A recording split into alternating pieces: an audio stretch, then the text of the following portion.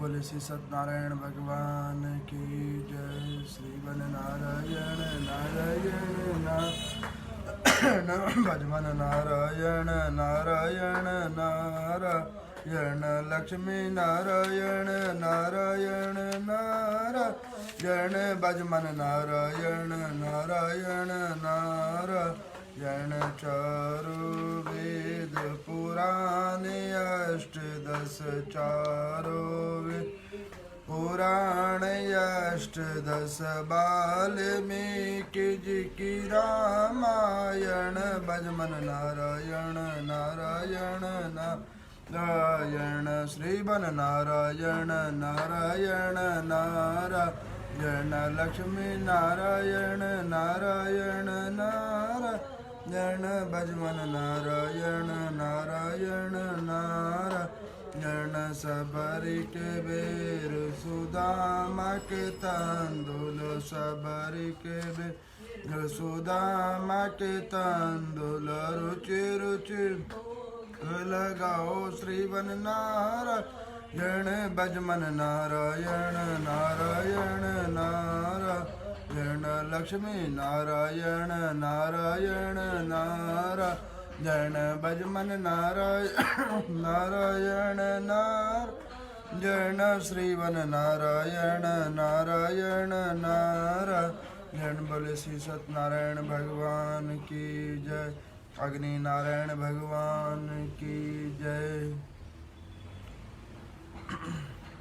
अग्निदेव भगवान कहते हैं कि मैंने देवताओं के पूजा का तो आप लोगों को विधान बतलाया हे ऋषि जनों, अब मैं पितरों की पूजा का विधान बतलाता हूँ और पितरों की पूजन में सर्वश्रेष्ठ गया के महात्म का वर्णन करता हूँ। गया श्रेष्ठ तीर्थों में सर्वोत्तम है। एक समय की बात है, गया नाम के असुर ने बड़ी भारी तपस्या आरंभ की थी। उससे देवता संतप्त हो गए थे और उन्होंने क्षीर सागर साई भगवान नारायण के पास जाकर भगवान से कहा था कि आप गयासुर से हमारी रक्षा कीजिए। तथास्तु कहकर श्री हरि गयासुर के पास गए और उससे बोले कि कोई वर मांगो। दैत्य बोले कि भगवान मैं आपसे सब तीर्थों से अधिक पवित्र हो जाऊं। भगवान ने कहा कि ऐसा ही होगा। यो कहकर भगवान चले गए तो फिर सभी मनुष्य उस दैत्य का दर्शन करके भगवान के समीप जा पहुँचे। पृथ्वी सूनी हो गई। स्वर्गवासी देवता और ब्रह्मा आदि प्रधान देवता श्री हरि के निकट जाकर बोले कि देव श्री हरि पृथ्वी और स्वर्ग सुने ही हो गए हैं। दैत्य के दर्शन मात्र से सब लोग आपके धर्म धाम में चले गए हैं। ये सुनकर श्री हरि ने ब्रह्मा जी से कहा तुम संपूर्ण देवताओं का साथ गयासुर के पास जाओ और यज्ञ भूमि बनाने के लिए उसका शरीर मांगो। भगवान का यह आदेश सुनकर देवताओं सहित ब्रह्मा जी गयासुर के समीप जाकर उससे बोले कि हे दैत्यवर, मैं तुम्हारे द्वार पर अतिथि होकर आया हूँ और तुम्हारे पावन शरीर को यज्ञ के लिए मांग रहा हूँ। तथास्तु कहकर गयासुर धरती पर लेट गया। ब्रह्मा जी ने उसके मस्तक पर यज्ञ आरंभ किया। जब पूर्ण आहुति का समय आया तब गयासुर का शरीर चंचल हो उठा। ये देखकर प्रभु ब्रह्मा जी ने पुनः भगवान विष्णु से कहा कि देव गयासुर पूर्ण आहुति के समय विचलित हो गया है। तब श्री विष्णु ने धर्म को बुलाकर कहा कि तुम इस असुर के शरीर पर देवमयी शिला रख दो और संपूर्ण देवता उस शिला पर बैठ जाएं। देवताओं के साथ मेरी भी गदाधर मूर्ति इस पर विराजमान हो। ये सुनकर धर्म ने देवमयी विशाल शिला पर इस दैत्य के शरीर पर रख दिया। धर्म से उसकी पत्नी धर्मवती के गर्भ से एक कन्या उत्पन्न हुई जिसका नाम धर्मवर्ता थी। वह बड़ी ही तपस्विनी थी। ब्रह्मा के पुत्र महर्षि मरीचि ने उसके साथ विवाह किया था। जैसे भगवान विष्णु श्री लक्ष्मी जी के साथ और भगवान शिव पार्वती के साथ विहार करते थे, उसी प्रकार महर्षि मरीचि धर्मवर्ता के साथ रमण करने लगे। एक दिन की बात है, महर्षि जंगल से कुशा और पुष्प आदि लेकर आकर बहुत थक गए थे। उन्होंने भोजन करके धर्मवर्ता से कहा कि प्रिय मेरे पैर दबाओ। बहुत अच्छा कहकर प्रिया धर्मवर्ता थके मांदे मुनि के चरण दबाने लगी। मुनि सो गए। इतने में ही वहाँ ब्रह्मा जी आए। धर्मवर्ता सोचने ने सोचा कि मैं ब्रह्मा जी का पूजन करूं या अभी मुनि के चरण की सेवा में लगी रहूं। ब्रह्मा जी गुरु के भी गुरु हैं, मेरे पति के भी पूज्य, अतः इनका पूजन करना उचित है। ऐसा विचार करके पूजन की सामग्रियों से ब्रह्मा जी की पूजा गई। मैं लग गई नींद। टूंडे पर जब मरीचि मुनि धर्मवर्ता को अपने समीप ना देखकर तब आज्ञा उल्लंघन और अपराध से उसे शाप देते हुए कहा कि तू शिलारूप हो जा। यह सुनकर धर्मवर्ता कुपित हो उनसे बोले कि मुने, चरण सेवा छोड़कर मैंने आपके पूज्य पिता की पूजा किया, अतः मैं सर्वथा निर्दोष हूँ। ऐसी दशा में आपने मुझे श्राप दिया, अतः आपको भी भगवान शिव से श्राप की प्राप्ति होगी। यो कहकर धर्मव्रता ने श्राप को पृथक रख दिया। स्वयं अग्नि में प्रवेश करके वह हजारों वर्षों तक कठोर तपस्या में संलग्न हो गई। इस प्रकार श्री विष्णु आदि देवता इससे प्रसन्न होकर श्री विष्णु आदि देवताओं ने कहा कि हे देवी, आप वर मांगो। धर्मव्रता देवताओं से बोले कि आप लोगों मेरी शाप को दूर करो। देवताओं ने कहा शुभ हे देवी, महर्षि मर्ची का दिया हुआ शाप अन्यथा नहीं होगा। तुम देवताओं के चरण चिन्ह से आकृत परम पवित्र शिला होगी। गयासुर के शरीर के हो स्थिर रखने के लिए तुम शिला के रूप को धारण करोगी।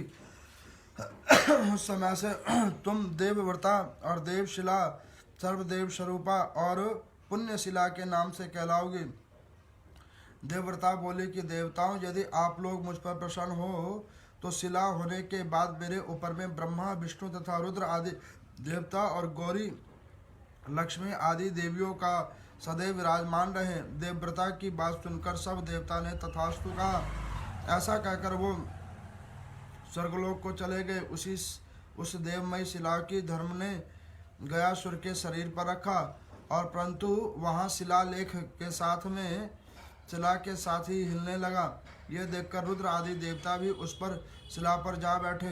अब वह देवताओं के साथ लिए हिलने डुलने लगा। तब देवताओं ने क्षीर सागर से भगवान विष्णु को प्रसन्न किया। श्री हरि ने उनकी गदाधर मूर्ति प्रदान की और कहा कि हे देवगण, आप लोग चलिए, इस देवगम्य मूर्ति के द्वारा मैं स्वयं भी वहाँ पे उपस्थित होऊंगा। इस प्रकार से उस दैत्य के शरीर को स्थिर रखने के लिए व्यक्त भाव उपभय साक्षात गदाधारी भगवान नारायण वहाँ स्थित हुए। वह आदि गदाधारक नाम से उस तीर्थ में विराजमान हुए। पूर्व काल में गध नाम से प्रसिद्ध एक भयंकर असुर हुआ।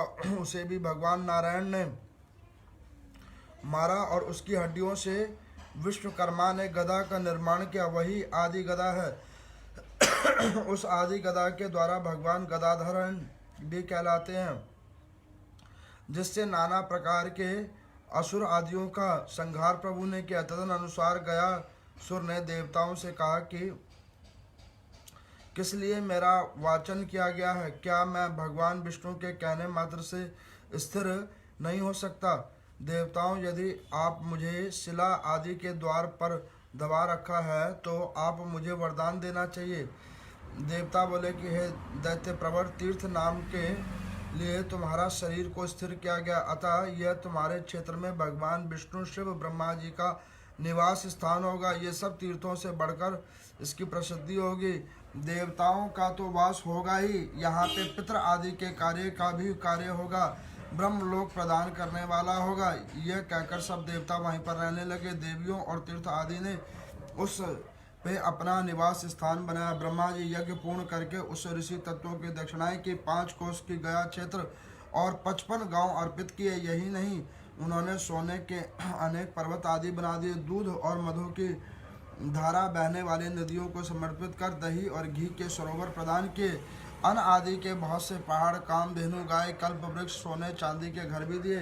भगवान ब्रह्मा ने ये सब वस्तुएं देते समय ब्राह्मणों से कहा कि हे विप्रो, अब तुम मेरी अपेक्षा अल्प शक्ति रखने वाले अन्य व्यक्तियों से कभी याचना न करना। यो कहकर उन्होंने वह सब वस्तुएं उन्हें अर्पित कर दी। तत्पश्चात धर्म ने यज्ञ किया। उस यज्ञ में लोभवश धन अधिक दान लेकर जब वह ब्राह्मण पूर्ण गया में स्थित हुए, तब ब्रह्मा जी ने उन्हें श्राप दिया कि अब तुम लोग विद्याविहीन हो जाओगे, लोभी हो जाओगे। इन नदियों में अब दूध आदि का अभाव हो जाएगा और ये सुवर्ण शैल भी पत्थर मात्र रह जाएगा। तब ब्राह्मणों ने ब्रह्मा जी से कहा कि हे भगवान, आपके श्राप से हमारी सब कुछ नष्ट हो गया, अब आप हमारी जीविका के लिए कोई उद्धार कीजिए। ये सुनकर ब्राह्मणों से वो कहने लगे कि इस तीर्थ में अब तुम्हारी जीविका चलेगी, जब तक सूर्य और चंद्रमा रहेगा तब तक इसी वृत्ति के तुम जीवन निर्वाह करोगे। जो लोग गया तीर्थ में आएंगे तुम्हारी वह पूजा करेंगे, जो हव्य कव्य धन और श्राद्ध कर्म करेंगे उससे तुम्हारा सत्कार होगा। उनकी 100 पीढ़ियाँ पितर नरक में स्वर्ग चले जाएंगे और स्वर्ग में ही रहने को पितर परम पद को प्राप्त होंगे। महाराज गयन ने भी इसी क्षेत्र में बहुत अन्न और दक्षिणा संपन्न करके यज्ञ किया था। उन्हीं के नाम से गयापुरी की प्रसिद्धि हुई थी। पांडवों ने भी गया में आकर नारायण भगवान का आराधना किया था। आज की कथा में आप लोगों ने श्रवण किया कि आपने पीछे की कथा में श्रवण किया कि देवताओं का पूजन का विधान आप लोगों ने सुना था और किस किस प्रकार से देवी अथवा देवताओं का पूजन का विधान बतलाया गया है। और उसके बाद में अब बीच में कुछ और भी कथाएं थी, अध्याय थे। उस अध्यायों में क्या वर्णन था मैं आप लोगों को संक्षिप्त रूपेण बतलाऊं कि सप्तोभद्र मंडल योगिनी चक्र पूजा, 10 दिक्पाल पूजा, नक्षत्र पूजा और नवग्रहों की पूजा और योगिनी पूजा और काल सर्पेण योगिन पूजा और इस प्रकार से और अन्य बहुत सारे पूजाओं का विधान बतलाया गया है पीछे के कुछ अध्यायों में। उन अध्यायों में एक बात और अग्निदेव नारायण भगवान कहते हैं कि इनका जो ज्ञान है, इसका जो अध्ययन है, केवल ब्रह्म स्वरूप रूपेण ब्राह्मणों के लिए ही है, जिसको वो वैदिक रूप से ज्ञान अर्जित करके धर्म प्रिय कार्यों को करने के लिए सक्षम हो, कुशल प्रेत हो।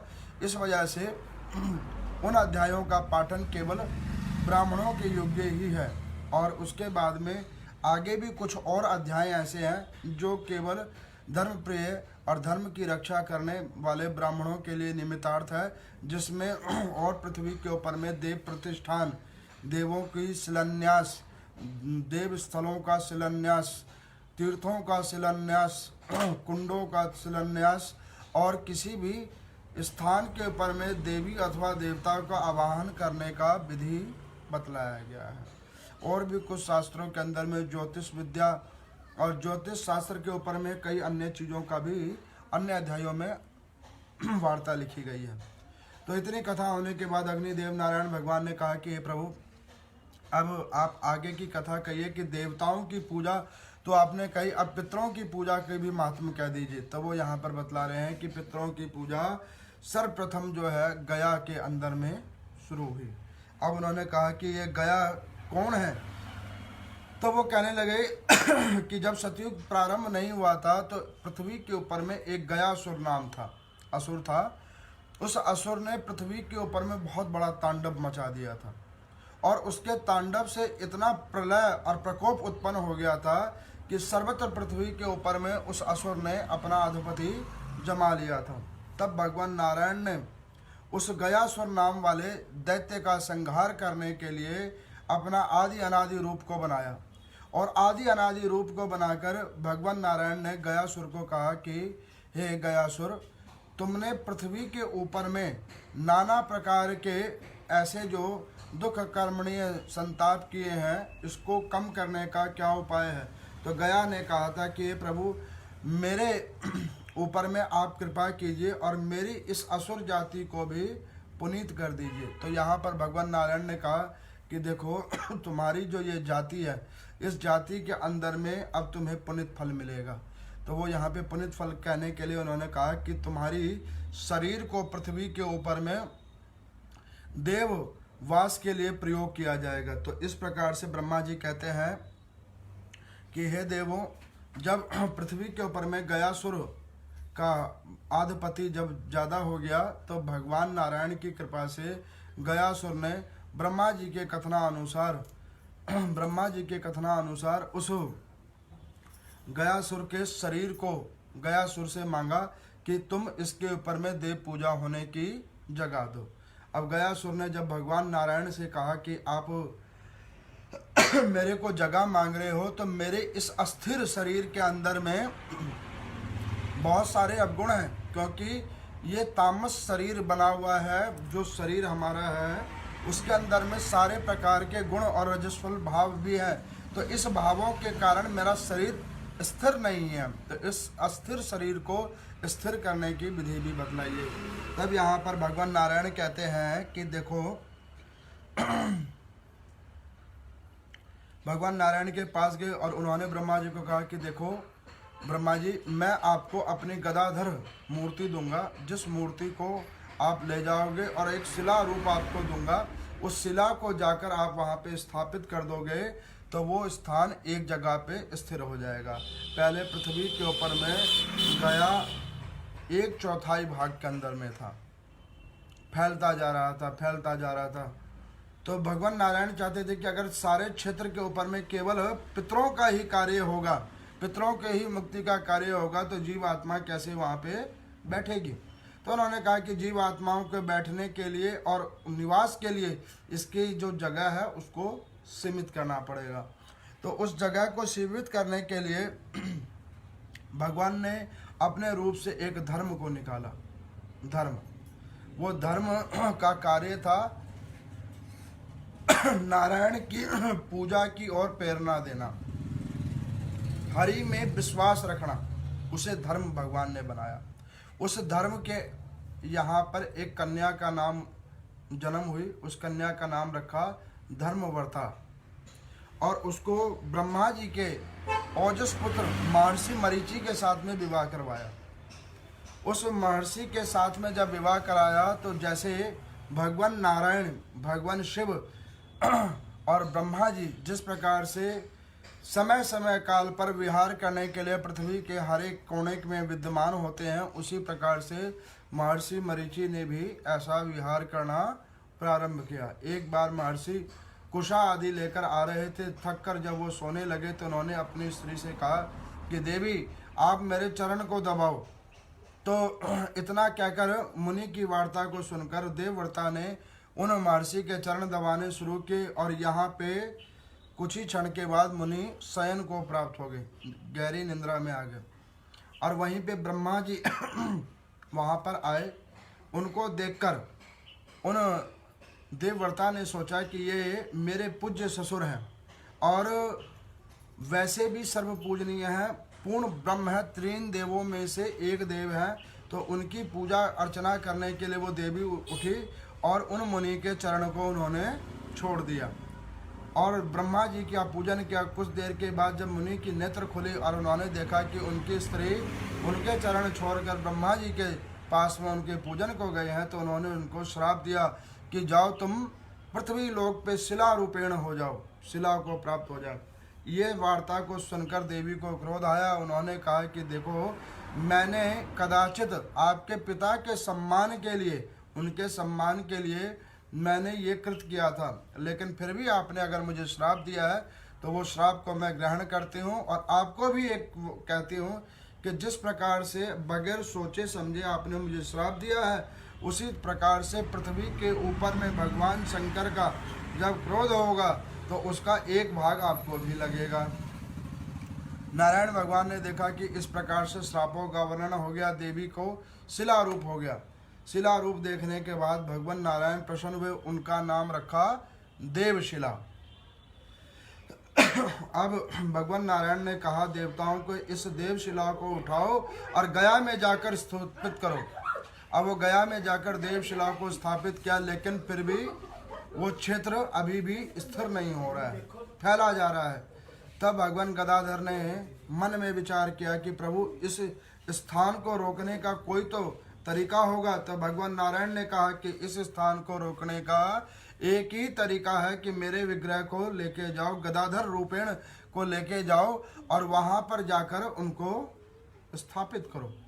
तो यहाँ पर अग्नि देवता से पूछने लगे सब ऋषिगण कि भगवान का नाम गदाधर कैसे पड़ा। तो कहने लगे कि पृथ्वी के ऊपर में एक गदा नाम का सुर भी हुआ है, जिसने भगवान नारायण से युद्ध किया और भगवान नारायण ने उसकी अस्थियों को अपने शस्त्रों में प्रयोग कर लिया और विश्वकर्मा ने उसकी अस्थियों और पंजरों से गदा बनाया और उस गदा से ही प्रभु संहार करते हैं। जब भगवान का विश्व रूपेण आप लोगों ने देखा होगा तो भगवान के हाथ में शंख चक्र गदा पद्म और वनमाला वो पहने होते हैं भगवान नारायण। ऐसे भगवान नारायण ने उस असुर को मुक्त करने के लिए अपना गदा बना लिया, ऐसी उनके ऊपर कृपा में की। अब यहाँ पर उन्होंने अपनी गदाधर वाली वो विग्रह दी, उस विग्रह के ऊपर में गयासुर के ऊपर में उसको रखा और उसके ऊपर में भगवान नारायण का चिन्ह हुआ, जिसे कहते हैं विष्णु पद। ऐसे विष्णु पद के ऊपर में गदाधर भगवान का वहाँ पे स्थापना हुआ। उसके ऊपर में समस्त देवी देवता गण विद्यमान हुए और देवी देवता गण जब उसके ऊपर विद्यमान हो गए तो उस क्षेत्र का नाम रखा गया गया। ऐसे पवित्र इस क्षेत्र का नाम रखा गया गया। अब यहाँ पे ब्रह्मा जी कहते हैं कि इस पवित्र क्षेत्र में और क्या होता है, अब आपको मैं बतलाता हूँ। वो कहते हैं कि इस पवित्र क्षेत्र के अंदर में जीव आत्मा पृथ्वी लोक के ऊपर में कर्म करने के बाद में जो अधोगति को प्राप्त कर जाता है उसको वहाँ पे गति मिलती है। तो यहाँ पे शिष्यों ने पूछा अग्निदेव नारायण भगवान से कि प्रभु वहाँ पे ऐसे कैसे मिलती है गति। तो उन्होंने कहा कि वहाँ पे भगवान नारायण जब गयासुर के ऊपर में चरण रखा था तो उस चरण के ऊपर में एक चिन्ह बना था जिसे कहते हैं विष्णु पद। वहाँ पर ब्राह्मणों के निमित्तार्थ ब्रह्मा जी ने अन्न धन वस्त्र कामधेनु गाय आदि सब कुछ रखा था, लेकिन कुछ ब्राह्मणों ने उसमें लोभ उत्पन्न किया और लोभ के कारण ब्रह्मा जी को क्रोध आया। उन्होंने उन्हें कहा कि वेद विद्या विहीन उन्हें कर दिया जाए। जो ब्राह्मण शास्त्रों का वाचन ना करे, जो ब्राह्मण देव कार्यों का वाचन ना करे, उनके अंदर में वेद विद्या विहीनता आ जाए।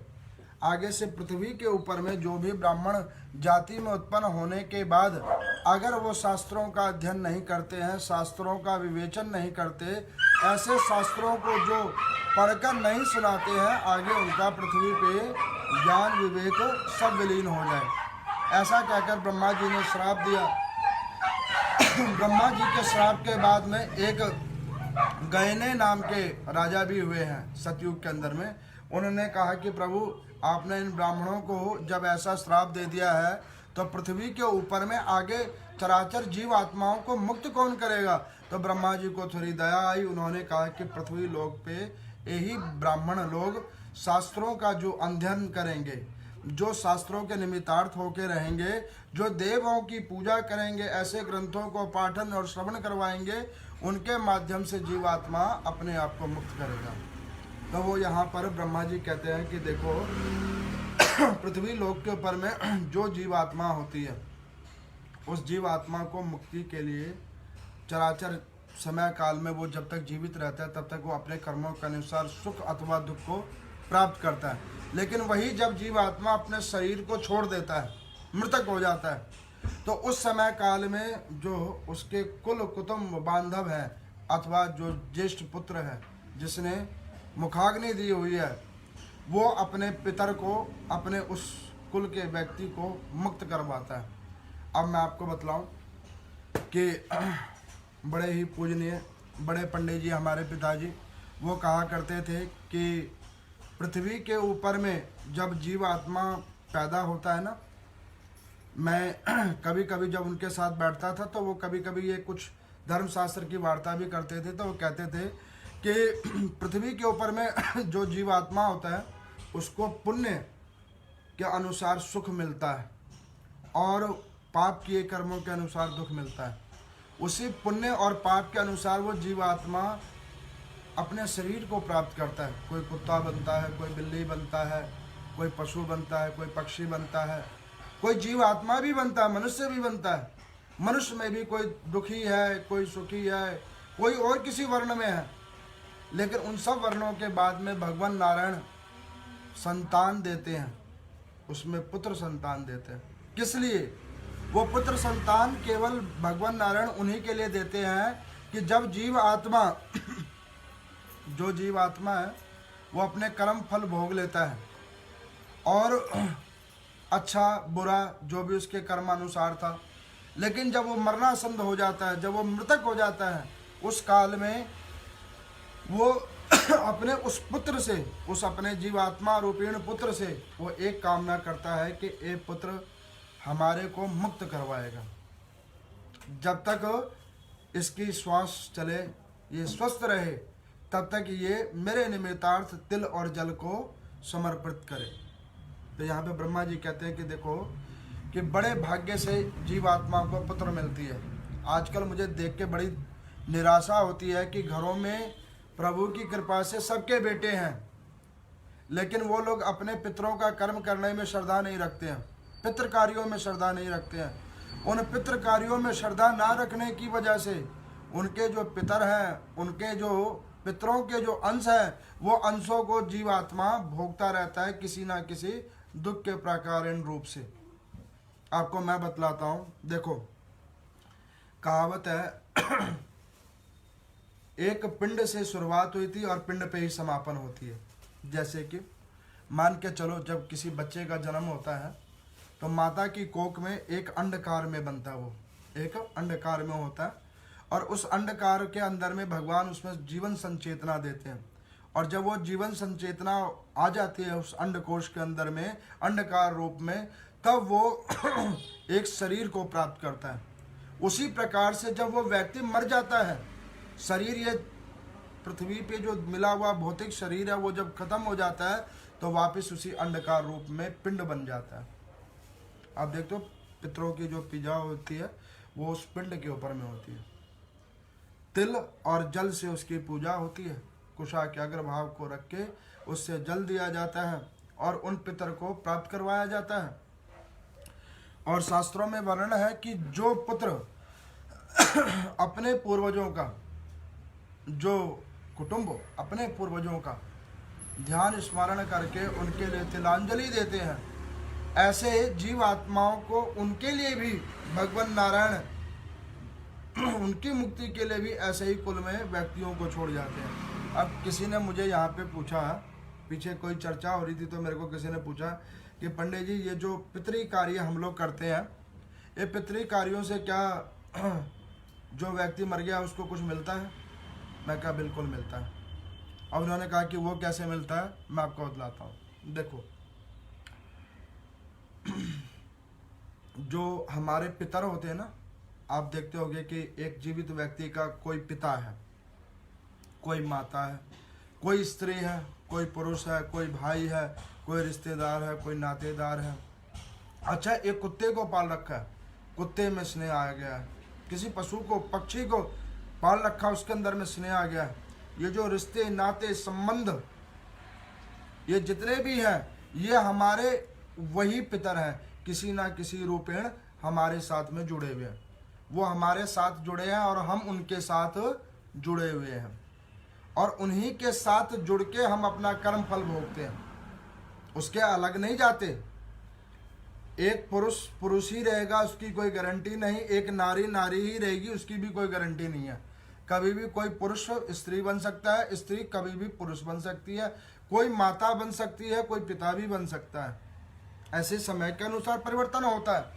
तो जो हम लोग तिल और फूल जल उन्हें प्राप्त कराते हैं, तो वो हमें कैसे मिलता है? जैसे कि मान के चलो, किसी के घर में बड़ी संस्कारी पुत्र है, बहुत संस्कारी पुत्र है, पुत्र वधू बड़ी संस्कारी है, अच्छा बेटी बड़ी संस्कारी है, दामाद बहुत अच्छे हैं, ससुर बहुत अच्छे हैं, सास बहुत अच्छी है, भाई बहुत अच्छा है, भाई की घरवाली बहुत अच्छी है, अच्छा कोई मित्र बहुत अच्छा है।